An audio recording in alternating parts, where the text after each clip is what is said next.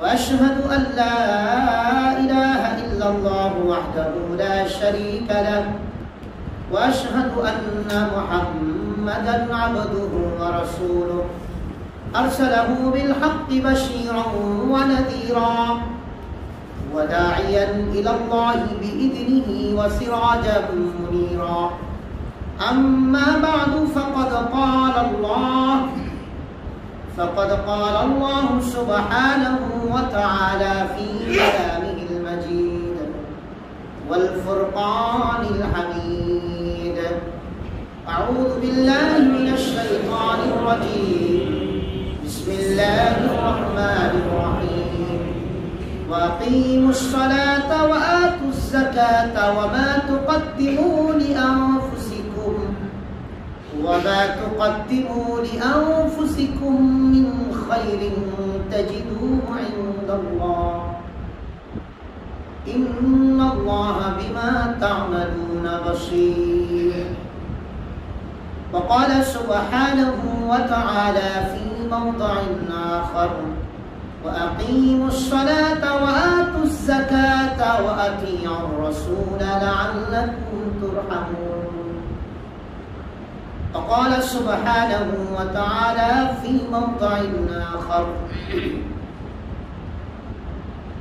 ليس البر أن تولوا وجوهكم قبل المشرق والمغرب ولكن البر من آمن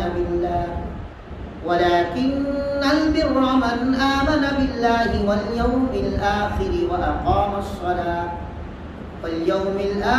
وأقام الصلاة وآتى الزكاة ولم يخش إلا الله. وقال سبحانه وتعالى في موضع آخر إنما وليكم الله ورسوله والذين آمنوا الذين يقيمون الصلاة ويؤتون الزكاة وهم راكعون. وقال رسول الله صلى الله عليه وسلم بني الإسلام على 5 شهادة أن لا إله إلا الله وأن محمدا رسول الله وإقام الصلاة وإيتاء الزكاة والحج وصوم رمضان أو كما قال النبي صلى الله عليه وسلم آمنت بالله صدق الله مولانا العظيم وصدق رسوله النبي الكريم ونحن على ذلك لمن الشاهدين والشاكرين والحمد لله رب العالمين.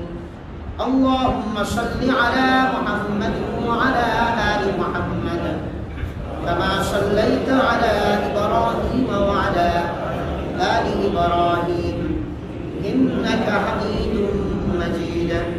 اللهم بارك على محمد وعلى آل محمد كما باركت على إبراهيم وعلى آل إبراهيم إنك حميد مجيد. আলহামদুলিল্লাহ, সকল প্রশংসা সেই মহান রব্বুল আলামিনের আলিশান দরবারে, যিনি আমাদেরকে পবিত্রতম মাস পর্যন্ত হায়াতে তাইয়্যিবা দান করেছেন এবং এই রমজানুল মুবারক মাসে রব্বুল আলামিন আমাদেরকে তার গোলামির মাধ্যমে রমজানুল মুবারক মাসকে উদযাপনের তৌফিক দান করেছেন। যে রব, সেই রবের দরবারে কালিমাতুশ শুকর আদায় করি আলহামদুলিল্লাহ। মুহতারাম হাজিরিন, আমরা ইনশাআল্লাহ আজকে আলোচনা করব শরীয়তের দ্বিতীয় বা তৃতীয় বৃহত্তম একটি ফরজ ইবাদত যাকাত সম্পর্কে ইনশাআল্লাহ। যাকাত শরীয়তের দ্বিতীয় বা তৃতীয় বৃহত্তম ফরজ ইবাদত।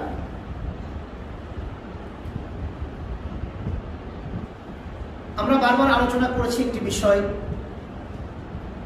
যে আমরা যদি ইসলামের সমস্ত বিষয়গুলোকে 3 ভাগে বা 2 ভাগে প্রথমে ভাগ করতে পারি, সমস্ত বিষয়গুলোকে আমরা প্রাথমিক পর্যায়ে 2 ভাগে বিভক্ত করতে পারি।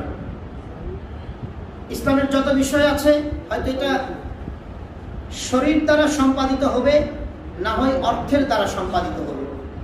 ইসলামের যতগুলি বিষয় আমলের আছে, আমলের সমস্ত বিষয়গুলো হয়তো শারীরিক শরীরের মাধ্যমে সম্পাদিত হবে, অন্যথায় অর্থের মাধ্যমে সম্পাদিত হবে। শারীরিক ইবাদত, অর্থনৈতিক ইবাদত আল্লাহ তাআলা ব্যালেন্স করেছেন আমাদেরকে। রব্বুল আলামিন আমাদেরকে যেমনি ভাবে শারীরিক ইবাদত দিয়েছেন, ঠিক তেমনি ভাবে রব্বুল আলামিন আমাদের জন্য অর্থনৈতিক ইবাদতও দিয়েছেন। দুটো প্রকারের ইবাদত দিয়ে রব্বুল আলামিন আমাদেরকে ব্যালেন্স করেছেন। যার যে ক্ষেত্রে সুযোগ বেশি আছে সে যেন সে ক্ষেত্রটাকে বেশি করে, অন্য আরেকটা যদি কমতি থেকে যায় সেই কমতিটার ঘাটতি যেন পুরো করে দেয়। একজন শিল্পপতির জন্য, একজন কোটিপতি বিজনেসম্যানের জন্য সমস্ত ধরনের শারীরিক নফল ইবাদতগুলো তার জন্য করাটা কষ্টসাধ্য হয়ে যায়। নফল বলছি, ফরজ ইবাদতের ক্ষেত্রে সে শিল্পপতি কেন, পৃথিবীর যত বড় ধনাঢ্যশালী হোক, ফরজ ইবাদতের ক্ষেত্রে রব্বুল আলামিনের কাছে কোনো ছাড়। ফরজ যত ইবাদত আছে সবগুলো করতে হবে। তাহলে আল্লাহ তাআলা ব্যালেন্স করলেন যে শারীরিক ইবাদত, শারীরিক ইবাদত আমরা জানি ঈমান, এটা হচ্ছে শারীরিক ইবাদত। শরীর তথা আত্মার মাধ্যমে ঈমানের যত সংশ্লিষ্ট বিষয় আছে, ঈমান কেন্দ্রিক যত বিষয় আছে সব আত্মিক ইবাদত, আত্মা কেন্দ্রিক। আল্লাহর উপরে বিশ্বাস করা শরীরের মাধ্যমে তথা আত্মার মাধ্যমে আমরা করি। আত্মাটা তো শরীরের ভিতরেই আছে। তারপরে ঈমানের পরে যদি আমরা দেখি সালাত, তাহলে সালাত হচ্ছে শারীরিক, শরীরের মাধ্যমে আমরা সম্পাদন করে থাকি। রোজাটা নিরেট শরীরের মাধ্যমে আমরা কি করে থাকি ভাই? সম্পাদন করে থাকি। নামাজ, রোজা, এই দুটি ইবাদত আমরা নিরেট শরীরের মাধ্যমে আদায় করে থাকি, পূর্ণ করে থাকি।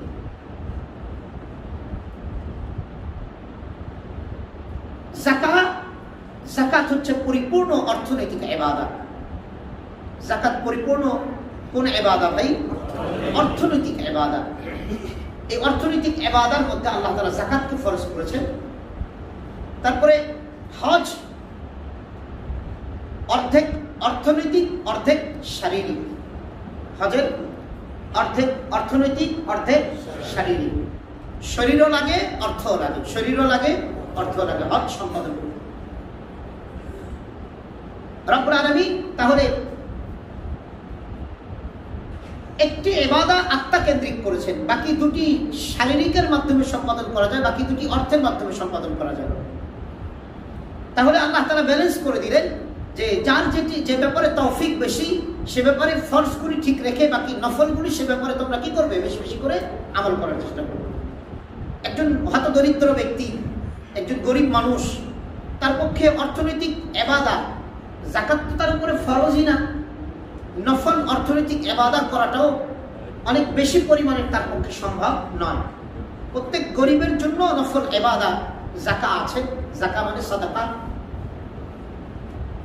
আমরা বারবার বলে থাকি যে আমার প্রতি মাসে ৫,০০০ ইনকাম, এখান থেকে আমি কিন্তু ১০০ টাকা দান করতে পারি, রেগুলার ১০০ টাকা সাদাকা করতে পারি।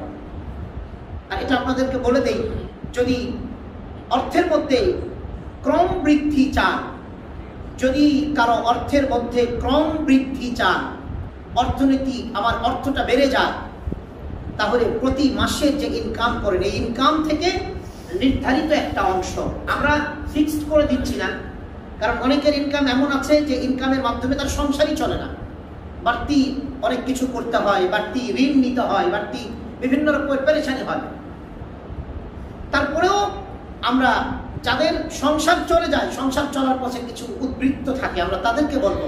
এবং যাদের সংসার ঠিকমতো চলে না, তাদের সংসার ঠিকমতো চলার জন্য আমরা বলবো আপনার প্রতি মাসের ইনকাম থেকে একটা নির্ধারিত অংশ, সেটা আপনি যতটুকু পারেন, সেটা আপনি যতটুকু পারেন।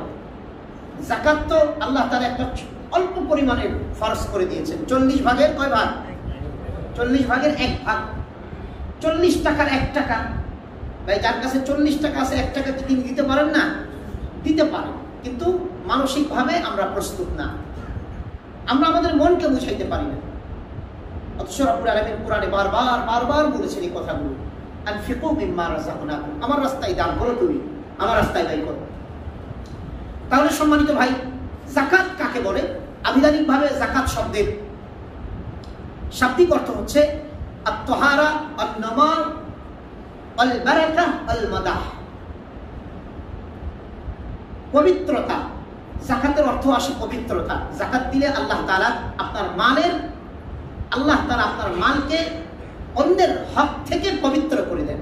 আপনার মালকে কি করেন? আমাদের মালকে অন্যের হক থেকে কি করে দেন? পবিত্র করে দেন।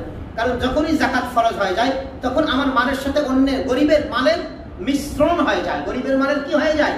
মিশ্রণ হয়ে যায়। তো এই জন্য রব্বুল আলামিনের কোনো বান্দা যদি যাকাতকে, তার মূল মাল থেকে যাকাতকে আলাদা করে ফেলে, তো রব্বুল আলামিন যাকাতের মাধ্যমে তার মালটাকে পবিত্র করে নেয় এবং তার মালের পবিত্রতার সাথে সাথে রব্বুল আলামিন তার কলিজাটাকে, আত্মাকেও পবিত্র করে দেয়। যাকাতের 1 নম্বর অর্থ পবিত্রতা, তাহারা। 2 নম্বর অর্থ অন্নমা। 2 নম্বর অর্থ হচ্ছে ক্রম বৃদ্ধি। কি বৃদ্ধি বলেন?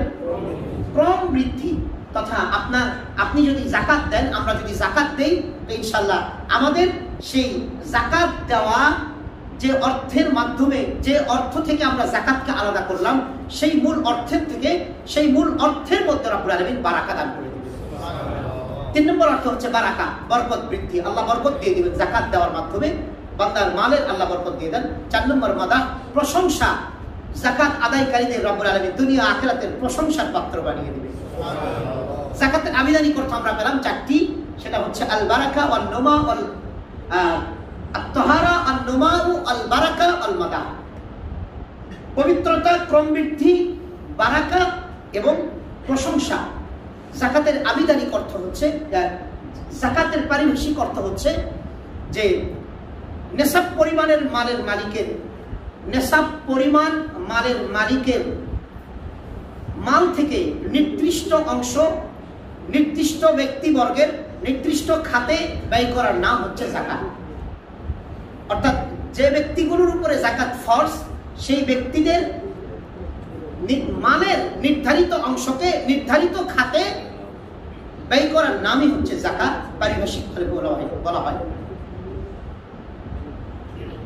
যাকাত শব্দটি কোরআনুল কারীমে সাদাকা সমর্থবোধক শব্দ হিসেবে সাদাকাত দ্বারাও রব্বুল আলামিন ব্যবহার করেছেন। সালাতের কথা যেমন রব্বুল আলামিন 82 বার কোরআনুল কারীমে আলোচনা করেছেন, যাকাত শব্দটিকে রব্বুল আলামিন কোরআনুল কারীমে 30 বার এনেছেন। 8টি মক্কি সূরায়, 22টি মাদানী সূরা। এবং আল্লাহ তাআলা যাকাত শব্দটিকে 27 জায়গায় কোরআনে সালাতের সাথেই ব্যবহার করেছেন। আল্লাহু আকবার। যাকাত শব্দটিকে কত জায়গায়? 27 জায়গায় সালাতের সাথে রব্বুল আলামিন কি করেছেন? ব্যবহার করেছেন।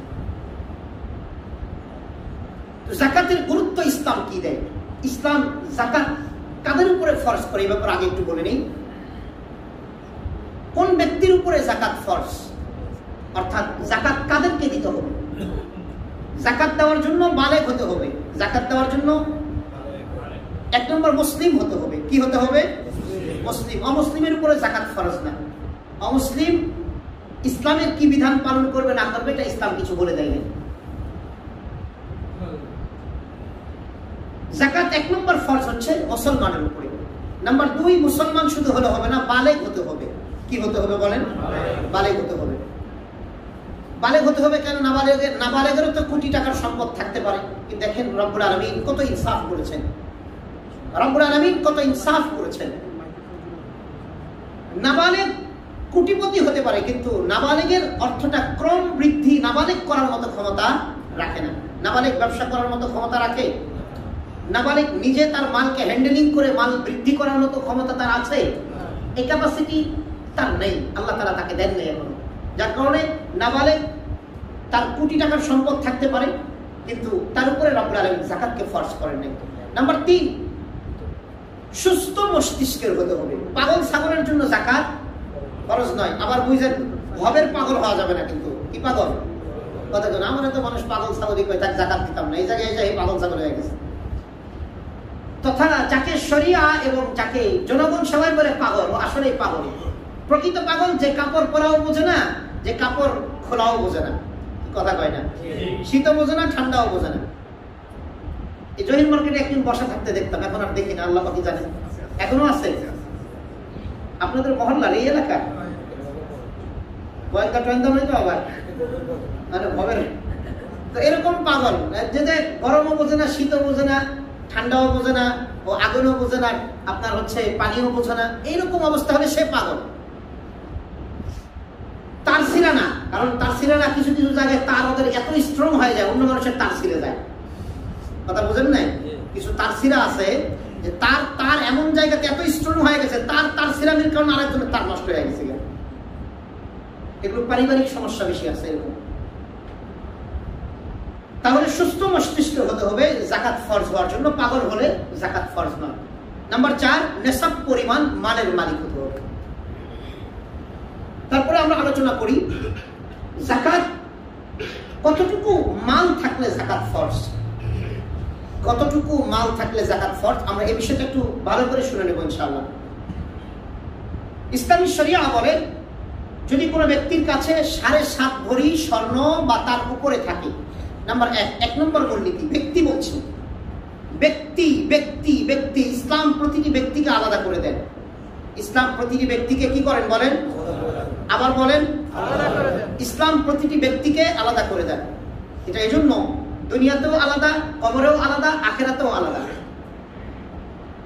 এজন্য একেবারে আমার বিবি বাচ্চা সবার মিলে দিলে যাকাত দিব এটা হবে না। আপনার যা আছে তা নিয়ে আপনি হিসাব আলাদা করবেন, আপনার বিবির যা আছে তার হিসাব আলাদা হবে, সন্তানের যা আছে তার হিসাব আলাদা হবে। আমরা একবারে গড়ে পড়তায় হিসাব করি, গড়ে পড়তায় হিসাব করলে চলবে না। ব্যক্তি বিশেষ। 1 নম্বর, কোন ব্যক্তির কাছে যদি 7.5 ভরি বা তদূর্ধ্ব স্বর্ণ থাকে। নাম্বার 2, কোন ব্যক্তির কাছে যদি 52.5 ভরি রৌপ্য বা তদূর্ধ্ব কি থাকে, রূপা থাকে, 52.5 ভরি বা তদূর্ধ্ব রূপা থাকে। স্বর্ণও নাই কারো কাছে, রূপাও নাই। রূপার যে সমমূল্য, এই সমমূল্যের যদি নগদ অর্থ থাকে, 52.5 ভরি রূপার যে নগদ মূল্য, এই মূল্যের সমমূল্যের অর্থ যদি নগদ ক্যাশ যদি কারো কাছে থাকে, স্বর্ণ আলাদা করে 7.5 ভরি নাই, রূপাও 52.5 ভরি নাই, রূপা 52.5 ভরি রূপার সমমূল্যের নগদ ক্যাশ আছে তার কাছে, অথবা নগদ ক্যাশও তার কাছে নেই, 52.5 ভরি রূপার সমমূল্যের ব্যবসায়িক পণ্য আছে। ব্যবসায়িক কি আছে? পণ্য আছে। এই মূল হবে এই 4টি যাকাতের। আমি কিন্তু ব্যবসায়িক পণ্য বলছি, শব্দটা মনে রাখেন, ব্যবসায়িক পণ্য। যে জিনিসটাকেই বিক্রি করা হয়, যে জিনিসটাকে বিক্রি করা হয়, এটাকে কি বলা হয়? ব্যবসায়িক মাল বলা হয়, ব্যবসায়িক পণ্য বলা হয়। ভাই কথা বুঝাইতে পেরেছি? আপনি একটা রিক্সা 80,000 1 লাখ টাকা দিয়ে একটা অটো রিক্সা কিনেছেন, অটো রিক্সাটা ভাড়া খাটান। অটো রিক্সা কি ব্যবসায়িক পণ্য? কথা বোঝেন নাই? যারা বোঝেন তারা একটু উত্তর দেন। অটো রিক্সাটা কি ব্যবসায়িক পণ্য না ভাড়া খাটান? এটা ভাড়া খাটানোর জিনিস, এটা ব্যবসায়িক পণ্য না। কিন্তু কারো অটো রিক্সার দোকান আছে, তার জন্য কারো অটো রিক্সারই দোকান আছে, দোকানে অটো রিক্সা বিক্রি করে উনি, তাহলে অটো রিক্সাটা কি ব্যবসায়িক পণ্য না ভাড়া খাটায়? ব্যবসায়িক পণ্য। এই মূলনীতিটা আমাদের মনে রাখতে হবে। সম্মানিত ভাই, কারো কাছে এই 4টি জিনিস, 7.5 ভরি স্বর্ণ, 52.5 ভরি রৌপ্য বা 52.5 ভরি রৌপ্যের সমমূল্য অর্থ নগদ ক্যাশ, অথবা ব্যবসায়িক পণ্য, অথবা এই 4টা কিছু কিছু কিছু কিছু মিলে 4টা অল্প, কিছু স্বর্ণ, কিছু রৌপ্য, কিছু নগদ ক্যাশ, কিছু ব্যবসার মাল, সব মিলিয়ে কারো কাছে আছে 52.5 ভরি রৌপ্যের সমমূল্য। 52.5 ভরি রূপার সমমূল্য আমি গত 14 জুলাই দেখে 14 এপ্রিলে দেখেছি, আপনার 40 থেকে 42 হাজার টাকা সামথিং আসে। ভাই কথা বুঝাইতে পেরেছি? 40 থেকে 42 হাজার টাকা সামথিং। তাহলে কারো কাছে যদি কিছু স্বর্ণ, কিছু রূপা, কিছু ব্যবসার মাল, অথবা শুধু স্বর্ণ একটু আছে, একটু টাকা আছে, সব মিলিয়ে, বা কিছু রূপা আছে, কিছু ব্যবসার মাল আছে, সব মিলিয়ে যদি 40 থেকে 42 হাজার টাকার কেউ যদি মালিক হয়, এবং এই টাকাটা তার কাছে যদি 1 বছর অতিক্রান্ত হয় থাকে, তাহলে সেই ব্যক্তির উপরে যাকাত ফরজ হয়ে যাবে। ভাই কথা বুঝাইতে পেরেছি? কথা বলে না, কথা বুঝাইতে পেরেছি?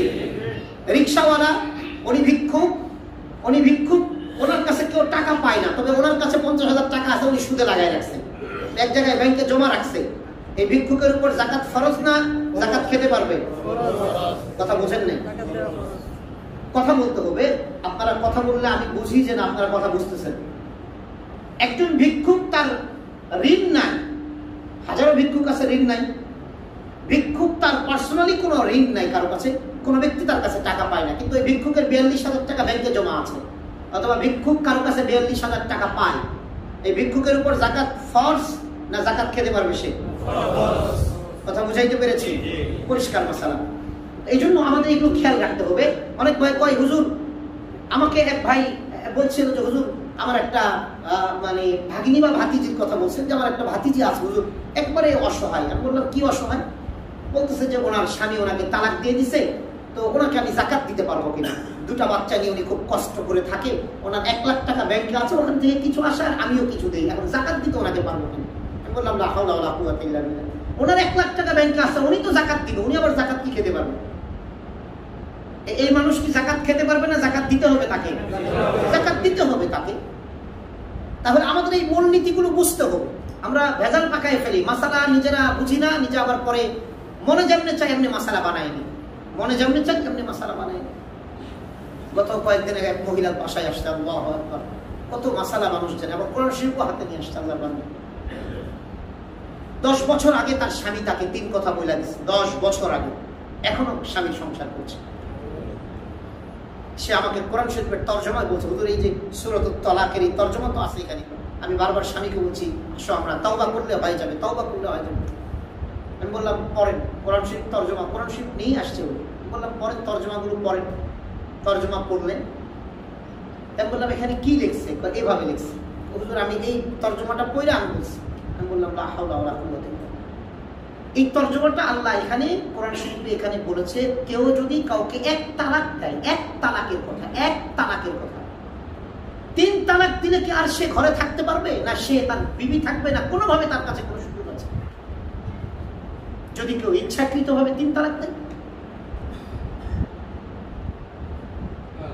তো এই যে নিজের মতো করে বানিয়ে নাও, শরীয়তের একটা মাসালা নিজের মতো করে উপস্থাপন করা, একটু আল্লাহকে ভয় করা উচিত আমাদের একটু আল্লাহকে ভয় করা উচিত। শরীয়তের মাসালা এটা, এক্ষেত্রে যারা বিজ্ঞ আলেম তারাই ভালো বোঝে।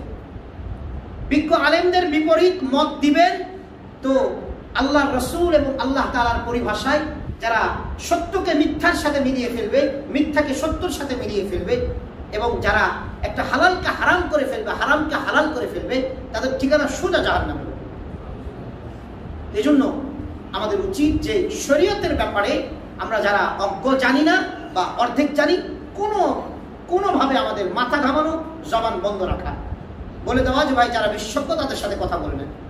কারণ একটা বিষয়ে এক এক রকম হুকুম হয়ে যায়, পরিবেশ, সমাজ, পরিস্থিতির কারণে, সময়ের কারণে হুকুম আলাদা হয়ে যায়। তাহলে আমরা বলছিলাম যে তাহলে একজন ব্যক্তির কাছে এই 4টার কোনো একটা যদি থাকে, অর্থাৎ 52.5 ভরি রৌপ্যের সমমূল্য যদি কারো কাছে থাকে, তাহলে তার উপরে যাকাত কি হবে ভাই? ফরজ। এখন একজন ব্যক্তির কাছে 42,000 টাকা আছে, 52.5 ভরি রূপার সমমূল্য। আমি 14 এপ্রিলের কথা বলছি, হয়তো 5-6 দিনে একদিনেও দাম বেশ কম হয়ে যেতে পারে, আমি 14 এপ্রিলে দেখেছি এটা। তাহলে সেই ব্যক্তির উপরে যাকাত ফরজ। যদি তার কাছে, যদি কেউ তার কাছে পাওনা না থাকে, কি না থাকে ভাই? কেউ তার কাছে পাওনা না থাকে। যদি পাওনা থাকে, তার কাছে 42,000 টাকা আছে, কিন্তু 10,000 টাকা একজন ব্যক্তি পাবেন। ওই 10,000 টাকা আসলে পাওনাদার যিনি, তার কাছে টাকা থাকলে টাকা কি তার না পাওনাদারের? টাকা তো তার নয়, টাকাটা হচ্ছে পাওনাদারের। কিন্তু অনেক ভাই পাওনাদার টাকা টুকা নেওয়ার পরে আর মনে থাকে না যে পাওনাদার আছে আমাদের, তাদের সাথে একটু যোগাযোগও রাখে না। পাওনাদারকে মাঝে মাঝে একটু হাই হ্যালো বা একটু দুঃখ প্রকাশ করলেও তো পাওনাদারদের আশ্বস্ত থাকে যে না, লোকটা টাকা নিয়ে শ্বশুর বাড়ি থেকে আনছে, এরকম মনে করে নাই। ভাই কথা বোঝেন নাই? পাওনাদারদের সাথে অনেকে সুইচ অফ করে রাখে। যে ব্যক্তি বেশি ফোন রিসিভ করে না, বুঝবেন এই ঝামেলা আছে। ফোন রিসিভ করতে চায় না কিছু মানুষ আছে, বুঝতে হবে ওর পাওনাদার অনেক বেশি, যার কারণে মানুষের ফোন রিসিভ করে না। তো বলছিলাম আমাদেরকে এই জিনিসটা খেয়াল রাখতে হবে, যদি আমার কাছে 40,000 বা 42,000 টাকা থাকে এবং আমার কাছ থেকে কেউ পাওনাদার নেই, এই টাকাটা বা এই ব্যবসায়িক মালটা আমার কাছে 1 বছর অতিক্রান্ত হয়েছে, তাহলে আমার উপরে যাকাত ফরজ। আমাকে যাকাত দিতে হবে 40 ভাগের 1 ভাগ, শতকরা 2.5 টাকা, হাজারে 25 টাকা, লাখে 2,500। মনে থাকবে তো ইনশাল্লাহ? লাখে কত? শতকরা কত? শতকরা 2.5 টাকা। শতকরা 2.5 টাকা মনে রাখলেই চলবে। শতকরা 2.5 টাকা, লাখে 2,500। তো আপনি 50,000 টাকার মালিক, আপনার যাকাত আসবে কত? 1250 টাকা। কেউ 50,000 টাকার মালিক হলে যাকাত আসবে কত ভাই? 1250। কেউ যদি 40,000 টাকার মালিক হয় তা যাকাত আসবে কত? 1,000 টাকা। 40 ভাগে 1 ভাগ। 40 ভাগে কয় ভাগ? 1 ভাগ। 40,000-এর মালিক হলে তার উপরে যাকাত আসবে 1,000 টাকা। মনে থাকবে তো ইনশাআল্লাহ? রব্বুল আলামিন যাকাতের গুরুত্ব সম্পর্কে কোরআনে কি বলেছেন? কোরআনুল কারীমে একাধিক জায়গায় আলোচনা করেছেন যাকাতের গুরুত্ব সম্পর্কে। আল্লাহ তাআলার বান্দা রব্বুল আলামিন কোরআনুল কারীমের মধ্যে যাকাতের গুরুত্ব সম্পর্কে আলোচনা করতে গিয়ে রব্বুল আলামিন সূরাতুল বাকারার 110 নম্বর আয়াত, 1 নম্বর পারার 16 নম্বর পৃষ্ঠা রব্বুল আলামিন বলেন, ওয়াকিমুস সালাতা ওয়া আতুজ যাকাতা ওয়া মা তুকদ্দিমু লিআনফুসিকুম মিন খায়রিন তাজিদুহু ইনদাল্লাহ। আল্লাহ তাআলার বান্দা রব্বুল আলামিন বলেন, ওয়াকিমুস সালাতা ওয়া আতুজ যাকাত, আমি আল্লাহ তোমাদের উপরে নামাজকে ফরজ করেছি, আমি আল্লাহ তোমাদের উপরে যাকাতকে ফরজ করেছি। আমা তুকদ্দিমু লিআনফুসিকুম মিন খায়রিন তাজিদুহু ইনদাল্লাহ।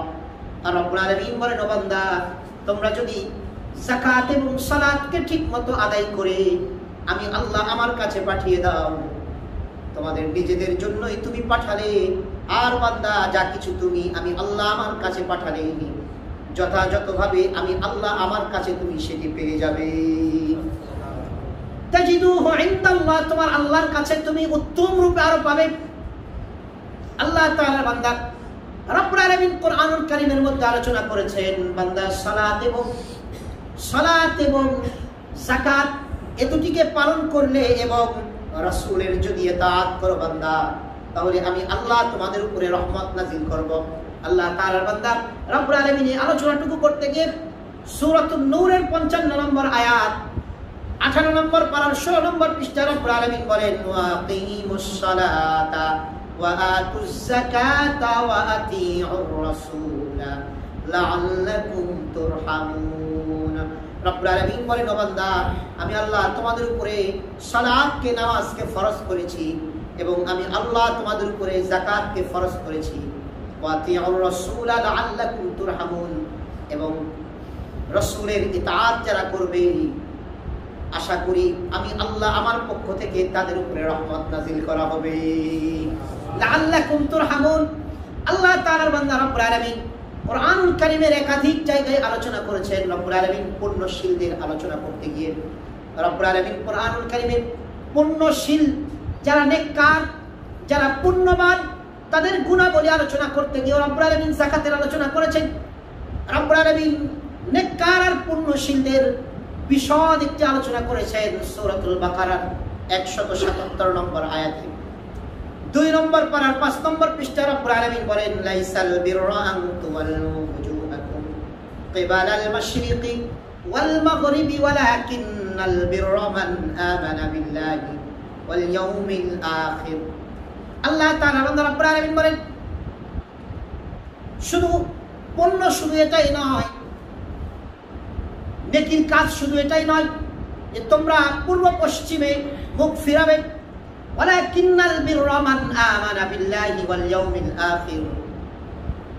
আল্লাহ তাআলা বলেন, ও বান্দা, পুণ্য নেকির কাজ বরং এগুলো যে তুমি এক আল্লাহকে বিশ্বাস করবে, পরকালে বিশ্বাস করবে এবং রব্বুল আলামিনের নবীগণকে বিশ্বাস করবে এবং রব্বুল আলামিনের ফেরেশতাদেরকে বিশ্বাস করবে। ফেরেশতাদের উপরে তুমি ঈমান আনবে বান্দা। আল্লাহ তাআলার বান্দা আয়াতে কারিমার মধ্যে রব্বুল আলামিন শেষ পর্যন্ত গিয়ে বলেছেন, ওয়াকিমুস সালাতা ওয়া আতুজ যাকাত। বান্দা এবং পুণ্যবানদের গুণাবলী হচ্ছে এই যে পুণ্যবানরা তাদের সালাত এবং যাকাতকে তারা ঠিক রাখবে।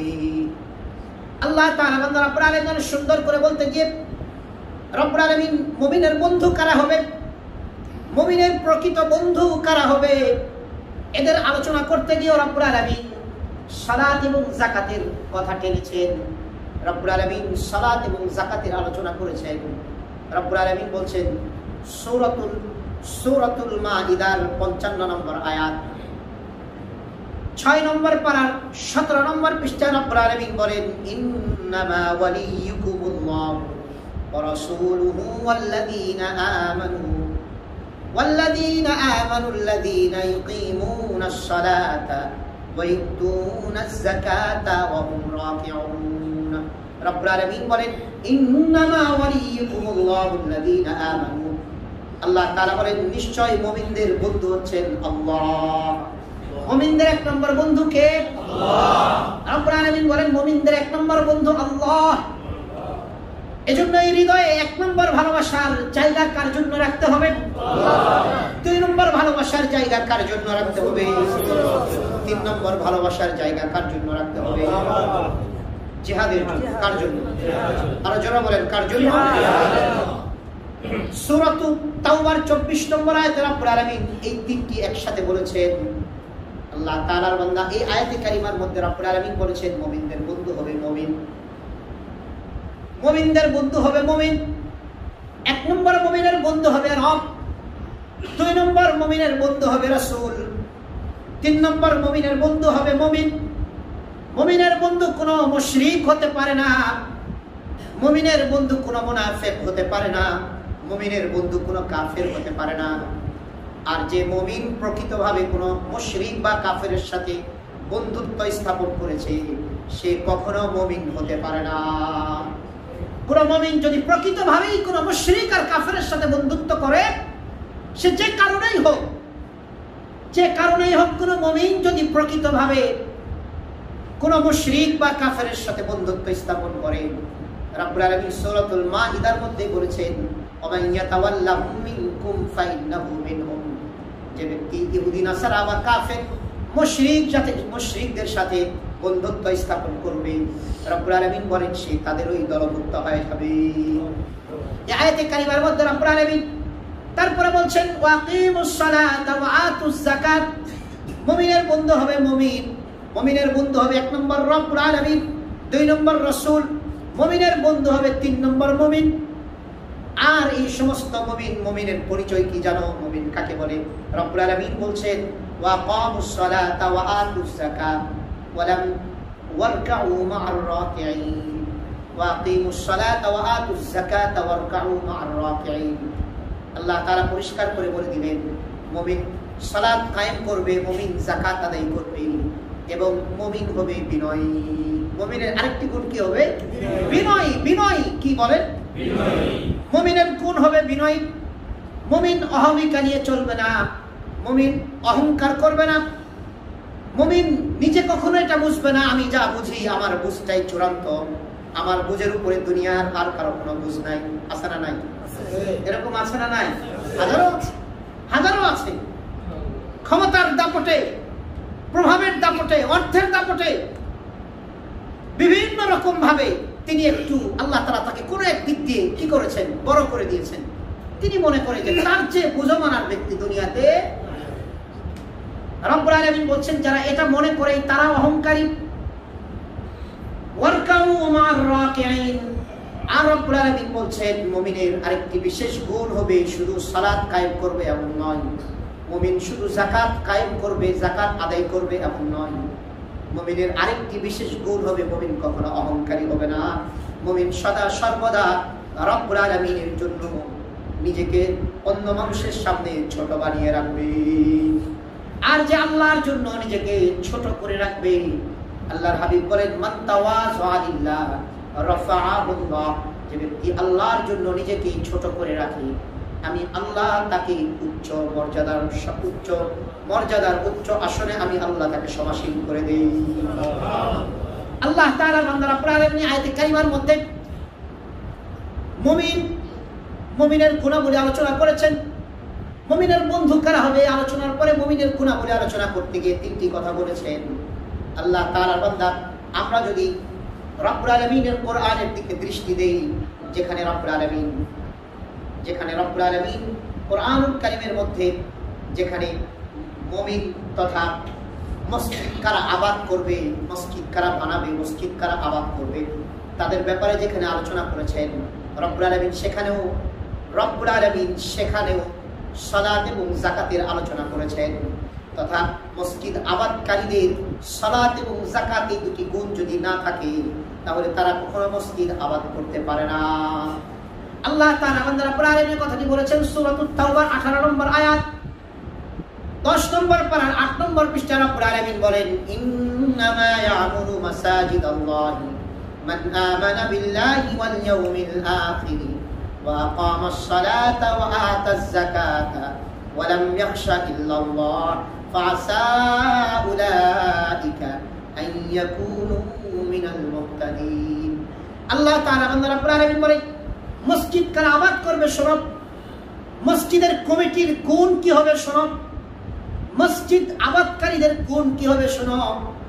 রব্বুল আলামিন সূরাতুত তাওবার 18 নম্বর আয়াতে পরিষ্কার করে বলে দিলেন, ইন্নামা ইয়ামুরু মাসাজিদাল্লাহ, নিশ্চয় মসজিদ আবাদ তারা করবে, মসজিদের কমিটি তারা হবে, মসজিদের খেদমতগার তারাই কেবল হবে মান আমানা বিল্লাহ, এক নম্বর যারা এক আল্লাহতে বিশ্বাসী হবে, ওয়াল ইয়াউমিল আখির, পরকালীন জিন্দেগিতে বিশ্বাসী হবে, ওয়া আকামাস সালাত, রব্বুল আলামিনের সালাতকে পরিপূর্ণভাবে আদায় করবে, ওয়া আতাজ যাকাত, রব্বুল আলামিন কর্তৃক তার উপরে যদি যাকাতকে ফরজ করা হয় যাকাতকে সে পরিপূর্ণভাবে আদায় করার চেষ্টা করবে। তারপর রব্বুল আলামিন বলেন, ওয়া লাম ইয়াখশা ইল্লাল্লাহ, এবং এই মসজিদ আবাদকারীদের এই 4টি গুণ হবে, তারা এক আল্লাহতে বিশ্বাস করবে, পরকালীন জিন্দেগিকে বিশ্বাস করবে, নিজেরা সালাত আদায় করবে, যাকাত দিবে, আর তারা কখনো আল্লাহ ব্যতীত দুনিয়ার আর কাউকে কখনো ভয় করবে না, দুনিয়ার আর কাউকে কখনো ভয় করবে না। যারা আল্লাহকে খুশি করার জন্য কোনো কাজ করে তাদের কোনো ভয় নেই, আর যারা বান্দাকে খুশি করার জন্য কাজ করে তাদের প্রতিটি কদমে আল্লাহ তাদের দিলের মধ্যে আল্লাহ দুনিয়ার মানুষের ভয় ঢুকিয়ে দিবে। কথা ঠিক? এজন্য সম্মানিত ভাই, আল্লাহকে খুশি করা সব বিষয়ে সব জায়গাতে আমি যে কাজ করছি, গত জুমার আগের জুমায় আমরা বলেছিলাম মুত্তাকি কাকে বলে। মুত্তাকির পরিচয়ের মধ্যে আমরা বলেছিলাম যে আল্লাহ ভীরুতা তথা সবসময় আল্লাহ আমার কোনো কাজে অসন্তোষ হন কিনা, আল্লাহ আমার কোনো কাজে আমাকে শাস্তি দেওয়ার কোনো ভীতি প্রদর্শন করেছেন কিনা, সবসময় তার দিনের মধ্যে তটস্থতা থাকবে। মুমিন যে কাজই করবে আগে খেয়াল করবে আমার রব সন্তুষ্ট, আমার রব খুশি হবে না অন্য কেউ খুশি হবে, আমার রব খুশি তো আমি করি, আমার রব অসন্তুষ্ট আমার করার দরকার। এজন্য রব্বুল আলামিন বলছেন মুমিনের আরেকটি মসজিদ আবাদকারীর আরেকটি বিশেষ গুণ হবে, ওয়ালাম ইয়াখশা ইল্লাল্লাহ, যারা আল্লাহ ছাড়া দুনিয়ার আর কাউকে কখনো কোনো ভয় করবে না। আল্লাহ ছাড়া আর কাউকে ভয় নেই। আপনার ক্যাটাগরি আমরা দেখতে পারি, কিন্তু আপনাকে আমার ভয় করার কি আছে? আপনি কে? আপনি কি করবেন? আপনি কিচ্ছু করতে পারবেন না। আমার রব যা চাই তাই করবেন, আমার রব যা চাই তাই হবে, এর বাইরে কিচ্ছু হবে না, এর বাইরে একটু পরিমাণ হবে না। এই বিশ্বাস একজন মুমিনের থাকতে হবে। যদি এই বিশ্বাস মুমিনের না থাকে সে মুমিনই না।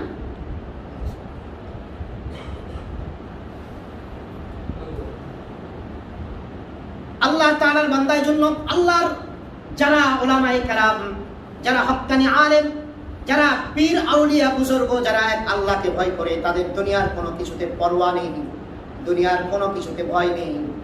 তারা দুনিয়ার কারো রক্ত চক্ষুকে কখনো ভয় করে না, কারো জুলুমকে কখনো ভয় করে না, কারো নির্যাতনকে কখনো ভয় করবে না। যারা এক আল্লাহকে বিশ্বাস করে তারা দুনিয়ার সমস্ত কিছুকে একদিকে লাথি মেরে ফেলে দিতে পারে এক আল্লাহর জন্য। আর নবী এটাই বলছেন, যদি তোমার মানসিকতা তুমি বান্দা এমন করে নিতে পারো, ফাসা উলাইকা আন ইয়াকুনু মিনাল মুহতাদিন, আমি আল্লাহ বলছি এরাই হেদায়েত প্রাপ্তদের অন্তর্ভুক্ত হয়ে যাবে, এরাই হেদায়েত প্রাপ্তদের মধ্য থেকে হয়ে যাবে, এরাই হেদায়েত প্রাপ্ত যাদের এই গুণগুলো আছে। নিজেদেরকে আমরা যাচাই করে নিই, আমার ভিতরে কি এই গুণগুলো আছে? এক আল্লাহতে বিশ্বাসী আর আমি কি, না কিছু আল্লাহতেও বিশ্বাসী, কিছু আরেকজনকেও বিশ্বাস করি। আমার রব পারেন, আবার আমার ক্ষমতাধর যারা আছে তারাও পারেন। আমার রব পারেন, আমার বাবাও পারেন। আমার রব পারেন, আমার শিক্ষকও পারেন। আমার রব পারেন, আমার নেতাও পারেন। এই ইয়াকিন যদি থাকে, আপনি মুশরিক, আপনার ভিতরে কোনো ঈমান নেই, আপনি কাফের, আপনি নামাজি, আপনি রোজাদার, আপনি হজ, আপনি হাজি, আপনি যাকাত দেন, আপনি জাহান্নামী। পরিষ্কার করে লিখে দেন, আপনি জাহান্নামী। আপনি রোজাদার, ফাও রোজা করেছেন, ফাও হজ করেছেন, ফাও যাকাত দিয়েছেন। আপনি যেগুলো করছেন এগুলো নেফাকত নিয়ে আপনি করছেন। যদি আপনার দিলে যদি এটা থাকে যে আল্লাহ পারে, দুনিয়ার মানুষরাও পারে, দেখাই দিচ্ছে তারা, না কেউ পারে না। আমার রব যা পারে তাই হয়, আমার রব যা চান তাই হয়। আমার রব যখন যেটা চান তখন সেটা করেন, অন্যথায় দুনিয়ার কারো কোনো কিছু করার ক্ষমতা পশ্চিম কালেও ছিল না, কিয়ামত পর্যন্ত থাকবে। যার কারণে দেখেন না, ফেরাউন বছরের পর বছর সময় নিয়ে হাজার হাজার নয় লক্ষ লক্ষ সন্তানকে হত্যা করেছে যেন মুসা দুনিয়াতে আশা ঠেকাইতে পারে। কে আশা ঠেকাইতে পারে?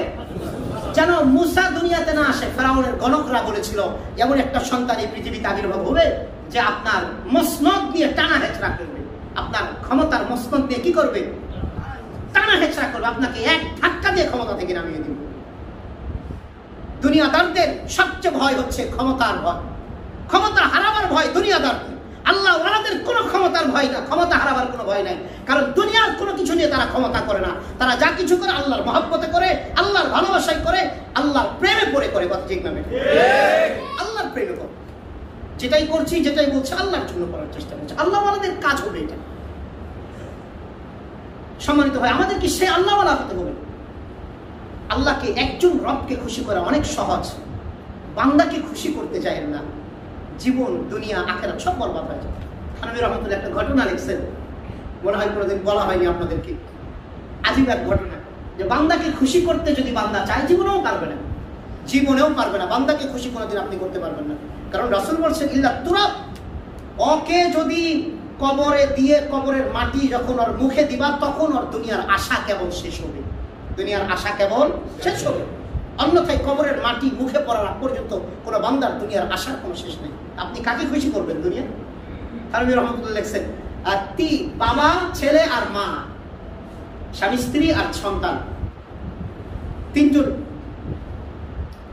সফর করছে। তো একটা ঘোড়া সাথে আছে। তো বাবা চিন্তা করলেন, একটা ঘোড়াতে তো আর তিনজন মানুষ চড়া যায় না, তো ঠিক আছে ঘোড়াটা একটা, আমরা তিনজন হেঁটে চলি। তো হেঁটে চলতে চলতে একটা গ্রাম পার হইতেছে। তো ওই গ্রামের মানুষগুলো বলতেছে, কত বড় বেউকুফ মগা লোকজন, এই তিনটা মানুষ আছে এখানে, আরে মিয়া তিনজন মানুষ আছে, একজন তো উঠতে পারতা, ঘোড়াটা খালি খালি লয়ে যেতেছে। তো বেটাই চিন্তা করলো, যিনি স্বামী তিনি চিন্তা করলেন, যিনি বাবা, কথা তো ঠিকই, তো কাকে উঠানো যায়? তো ছেলেকে বলতেছে, বেটা তুই ওঠ। তো ছেলেকে প্রথমে উঠাই দিচ্ছে, ছোট মানুষ। ছেলে উঠে যাচ্ছে, তো আরেক গ্রাম পার হইতেছে। তো লোকজন বলতেছে, কত বড় বেয়াদব ছেলে, মা বাবারে হাঁটাই নিতেছে আর হেঁটি করতেছে, ঘোড়ার উপরে ট্যাং ট্যাং করে হাইটা যাইতেছে। ছেলে কয়, আব্বা কথা তো ঠিকই, আমারে নামাই দাও, তুমি উঠাবো, আম্মারে উঠাও। তো পরে তার মারে উঠাই দিচ্ছে। পরে আরেক গ্রাম পার হইতেছে, লোকজন কয়, কত বড় বেয়াদব মহিলা, স্বামীরে হাঁটাই নিয়ে বেডি ঘোড়ার উপরে উঠছে।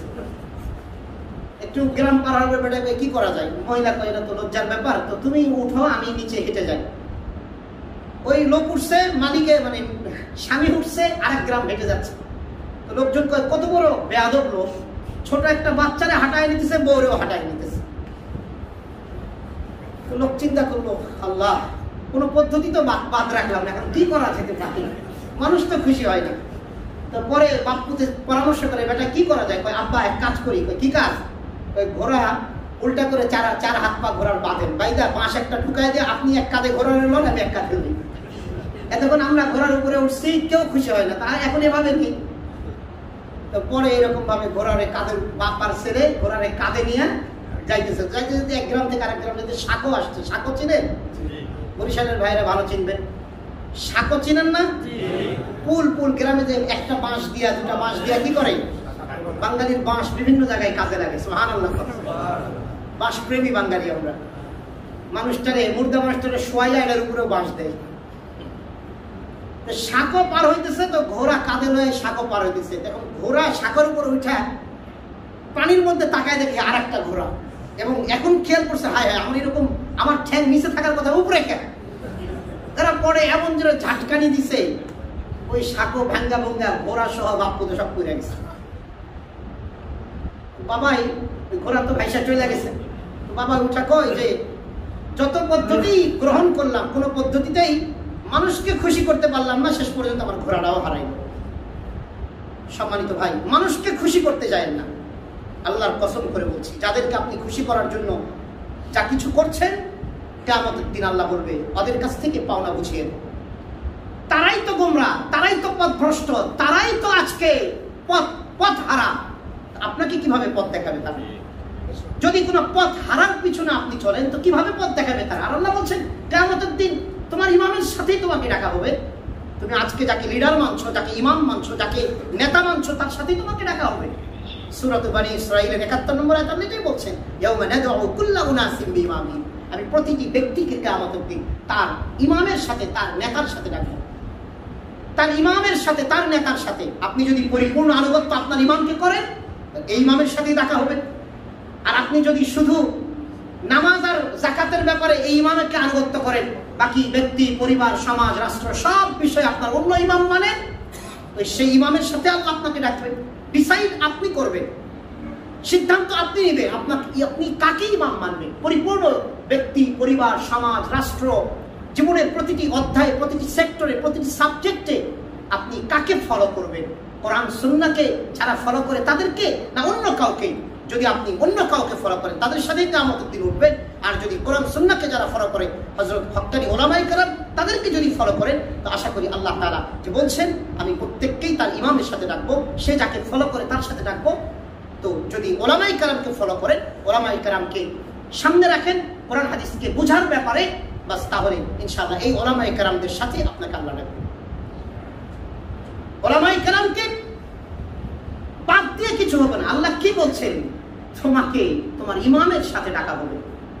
এজন্য সম্মানিত ভাই, আসুন আমরা আলোচনা করছিলাম, মূল হচ্ছে যাকাত নিয়ে। আল্লাহ তাআলা আলোচনা করছেন যে যারা মসজিদ আবাদকারী তাদের এই আলোচনা করতে গেলেও সেখানে রব্বুল আলামিন যাকাত এবং সালাত এবং যাকাতের আলোচনা করেছেন। এরকম কোরআনে প্রায় ২৭ জায়গায় রব্বুল আলামিন সালাত এবং যাকাতের আলোচনা একসাথে করেছেন।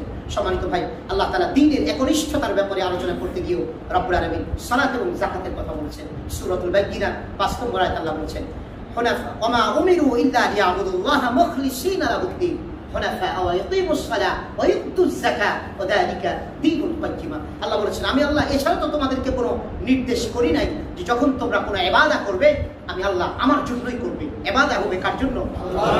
আমার নেতার জন্য না, স্বামী স্ত্রীর জন্য না, স্ত্রী স্বামীর জন্য না, সন্তান বাবার জন্য না, শ্রমিক মালিকের জন্য না। আল্লাহ বলছেন আমা উমিরু, আমি আদেশ করেছি এটা তোমাদেরকে, ইল্লা লিয়াবুদুল্লাহ, ইল্লা লিয়াবুদুল্লাহ মুখলিসিনা লাহুদ-দ্বীন, একনিষ্ঠ চিত্তে তোমার রবের জন্যই কেবল তুমি ইবাদত করবে, আর কারোর জন্য করবে না। তারপর আল্লাহ বলেন হুনাফা ওয়া ইয়াকিমুস সালাহ ওয়া ইউতুজ যাকাত ওয়া যালিকা দীনুল কাইয়্যিম, এটাই তো সঠিক পথ।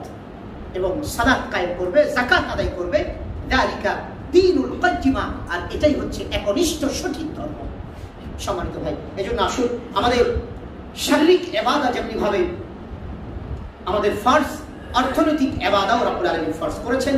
আমরা আগামী জুমাতে যাকাতের ফজিলত সম্পর্কে, আজকে শুধু যাকাতের গুরুত্ব সম্পর্কে আলোচনা করা হলো। আগামী জুমাতে সংক্ষিপ্ত করে যাকাতের ফজিলত সম্পর্কে, যাকাত না দিলে কি ভয়াবহতা, কি কি শাস্তির সম্মুখীন আমাদের হতে হবে, ইনশাআল্লাহ এ ব্যাপারে আলোচনা করা যাবে। এবং যাকাত কাকে কাকে দেওয়া যাবে, কাকে কাকে দেওয়া জায়েজ আছে, আমরা এ ব্যাপারে আলোচনা করব। তাহলে আজকে আমরা আবার একটু বলে নেই, যাকাতের মূল নীতিটা বলে দেই। ১ নম্বর যাকাতের ক্ষেত্রে আমাদের দেখতে হবে, ১ নম্বর দেখতে হবে প্রথম ফার্স্ট যেটা যাকাত, এটা ফরজ ইবাদত। বলেন তো যাকাত কি ইবাদত? সবাই বলেন। নামাজের মতোই গুরুত্বপূর্ণ না অন্য কোনো ইবাদত? বুনিয়াল ইসলাম আলা খামসিন, আল্লাহর হাবিব বলেছেন, বুখারী শরীফের ৪ নম্বর হাদিস, ইসলাম ৫টি স্তম্ভের উপরে দণ্ডায়মান। ১ নম্বর ঈমান, শাহাদা আল্লা ইলাহা ইল্লাল্লাহ ওয়া আন্না মুহাম্মাদুর রাসূলুল্লাহ। এক নম্বর হচ্ছে আল্লাহর উপরে বিশ্বাস স্থাপন করা, মুহাম্মদ সাল্লাল্লাহু আলাইহি ওয়াসাল্লাম আমার আল্লাহ রাসূল, এই বিশ্বাস রাখা। ওয়া ইকামিস সালাত, সালাত কায়েম করা। ওয়া ইতাইজ যাকাত, যাকাত আদায় করা। ওয়াল হজ, হজ্জের বিধানকে পালন করা, হজ ফরজ হলে হজ্জে যাওয়া। ওয়া সাওমি রমাদান, রমজানুল মুবারক মাসের রোজা রাখা। এই পাঁচটি স্তম্ভের উপরে ইসলাম নামক বিল্ডিংটি দণ্ডায়মান। হযরত জারির ইবনে আব্দুল্লাহ রাদিয়াল্লাহু তাআলা, হাদিসটি বুখারীর 57 নম্বর হাদিস। হযরত জারির ইবনে আব্দুল্লাহ রাদিয়াল্লাহু তাআলা তিনি বলেছেন, বায়াতু রাসূলুল্লাহ সাল্লাল্লাহু আলাইহি ওয়াসাল্লাম আলা ইকামিস সালাহ ওয়া ইতাইজ যাকাত ওয়া নুসহু লিকুল্লি মুসলিম। হযরত জারির ইবনে আব্দুল্লাহ রাদিয়াল্লাহু তাআলা বুখারীর 57 নম্বর হাদিস, তিনি বলেছেন, আমি রাসূল আরবি সাল্লাল্লাহু আলাইহি ওয়াসাল্লামের কাছে তিনটি বিষয়ের উপরে বায়াত গ্রহণ করেছি। বায়াত গ্রহণ করেছি রাসূলের হাতে হাত রেখে তিনটি বিষয়ের জন্য। এক নম্বর, আমি যেন সালাত আদায় করি। দুই নম্বর, আমি যেন আমি যেন যাকাত দেই।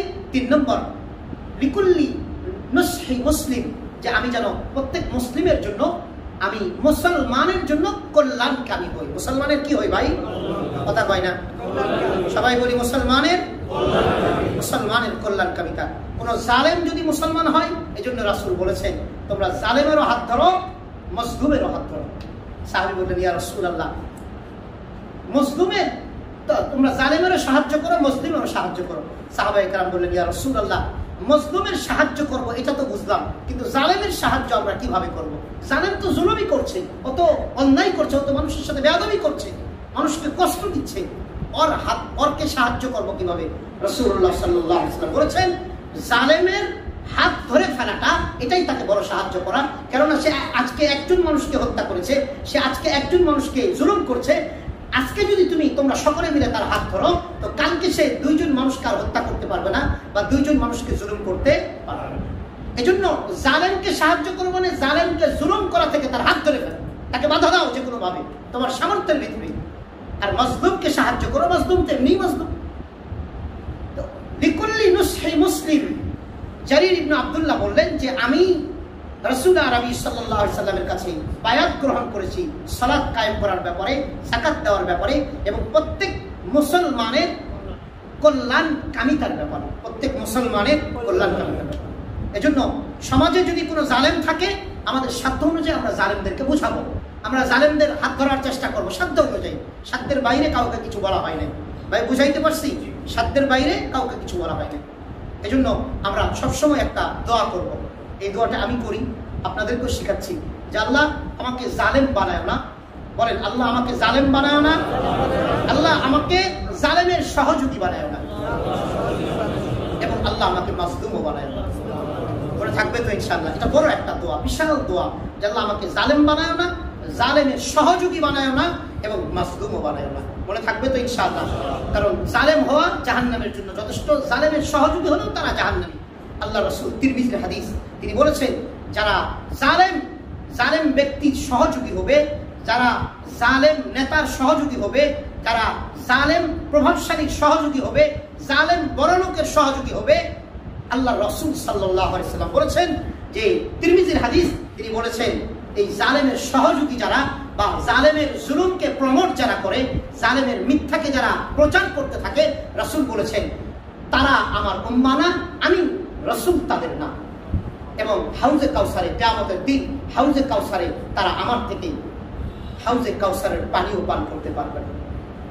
আর রাসূল পাশাপাশি বলেছেন, যারা জালেমের সহযোগিতা হবে না, জালেমের মিথ্যাকে প্রচারের দায়িত্ব নিবে না, এবং জালেমের কোনোভাবেই সাহায্য সহযোগিতা করবে না, আমি রাসূল তাদের, তারা আমি রাসূলের, তারা আমার উম্মাহ, আমি তাদের নবী, এবং কিয়ামতের দিন আমি রাসূলের হাত থেকে তারা হাউজে কাউসারের পানি পান করবে। এজন্য সম্মানিত ভাই, এজন্য আসুন আমরা আমাদের জায়গাতে থেকে আমরা নিজেরা, জারির ইবনে আব্দুল্লাহ যে হাদিস বললেন, আপনার হচ্ছে বুখারীর 57 নম্বর হাদিস, যে সালাত কায়েম করা, যাকাত আদায় করা, প্রত্যেক মুসলিমের জন্য কল্যাণকামী হওয়া। মুসলমানও জালেম হতে পারে, যদি মুসলমান জালেম হয়, আমরা তাদেরকে যে কোনো ভাবে আমাদের গণ্ডিতে থেকে সাহায্য করার চেষ্টা করব, মানে তাদের হাত ধরে তাদের জুলুম থেকে তাদেরকে বাধা দেওয়ার চেষ্টা করব। তাহলে আজকে আমরা মূল আলোচনাটা আবারও একটু বলে দিই, হয়তো অনেকেই আগামী জুমায় আসবেন না। যাকাত ফরজ হচ্ছে সেই সমস্ত ব্যক্তির উপরে যাদের কাছে 7.5 ভরি স্বর্ণ বা 52.5 ভরি রৌপ্য বা 52.5 ভরি রূপার মূল্য, যেটা আমি 14 এপ্রিলে দেখেছি 40 বা 42 হাজার সামথিং, এই সমমূল্যের নগদ ক্যাশ অথবা এই সমমূল্যের ব্যবসায়িক পণ্য যদি কারো কাছে থাকে এবং এই সম্পদটা 1 বছর তার কাছে অতিক্রান্ত হয়ে গিয়েছে, তার উপরে জাকাত ফরজ। জাকাত যেমনি ভাবে ফরজ, জাকাতকে নির্ধারিত সময়ে দেওয়াটাও কি ভাই? জাকাত নির্ধারিত সময়ে দেওয়াটাও ফরজ। এজন্য আমরা গত বছরে বলেছিলাম যে আমরা জাকাতের একটা বছর, আরবি বছর, জাকাত আরবি বছরে দেওয়া ফরজ। কোন বছরে দেওয়া ফরজ ভাই? আরবি বছরে দেওয়া ফরজ। এজন্য আমরা সবাই খেয়াল রাখবো যে আমি যেন জাকাতের বছরটা, হয়তো আপনি একটা বছরকে নির্ধারণ করে নেন, যখন আপনার টাকা নেশাব পরিমাণ 40-42 হাজার টাকা, এখন আপনার কাছে কোনো টাকা নেই, এক ভাই আপনাকে 42 হাজার টাকা গিফট করলো, কথার কথা, তাহলে এখন গিফট করছে, আপনি কিন্তু সাহেবে জাকাত, অর্থাৎ জাকাতের নেশাব পরিমাণ মালের মালিক আপনি হয়ে গিয়েছেন। আজকে গিফট করেছে, আজকে আপনার 10 রমজান না 11 রমজান, আজকে হচ্ছে 10 রমজান না 11 রমজান, 10 রমজান। আজকে আমাকে কেউ কি করলো? আজকে আমাকে কেউ 42 হাজার টাকা দিল, আমি লিখে রাখবো 10 রমজান। আগামী বছর 9 রমজানে গিয়া, আগামী বছর 9 বা 10 রমজানে গিয়ে আমার 1 বছর পূর্ণ হয়ে যাবে। আমি 9 বা 10 রমজানে গিয়ে জাকাতটার হিসাব করব।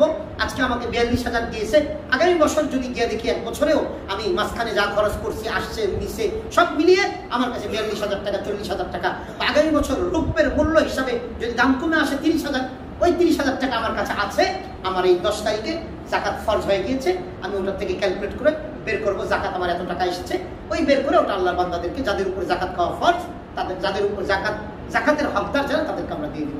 ভাই মনে থাকবে তো ইনশাআল্লাহ? তাহলে জাকাত নির্ধারিত সময়ে দিতে হবে। এজন্য নির্ধারিত সময়ে ইংরেজি মাস হলে হবে না, আরবি মাস। এজন্য আমরা বলি যে ওই 2-4 মাস যদি অগ্রিমও লাগে, অগ্রিম জাকাত দেওয়া যায়। আপনি হয়তো শবে বরাতের দিনটা আমরা সবাই জানি, 15 শাবানের ব্যাপারটা, আরবি হিসাবটা 15 শাবান আমরা সবাই জানি। আপনি জাকাতের বছর 15 শাবান করতে পারেন, 1 রমজান করতে পারেন, 5 রমজান করতে পারেন। আমরা পরামর্শ দিব যে আরবি মাসটাকে করে তারপরে আপনি ওইভাবেই প্রতি বছর জাকাত আদায় করবেন ইনশাআল্লাহ। আল্লাহ যে কথাগুলো বললাম আমাদের সবাইকে সঠিকভাবে বুঝাইবার আমলের তৌফিক এবং জাকাত এবং সালাতকে গুরুত্বের সাথে এই ফরজ দুটি ইবাদতকে আমাদের আমলের তৌফিক দান করুন। সবাই বলি আমিন। ওয়া আখিরু দাওয়ানা আলহামদুলিল্লাহি রাব্বিল আলামিন। যারা ক্বাবলাল জুমা পড়ি নাই, ক্বাবলাল জুমা 4 রাকাত সুন্নাত পড়ি। আমাদের অনেক ভাইয়ের দ্বিতীয়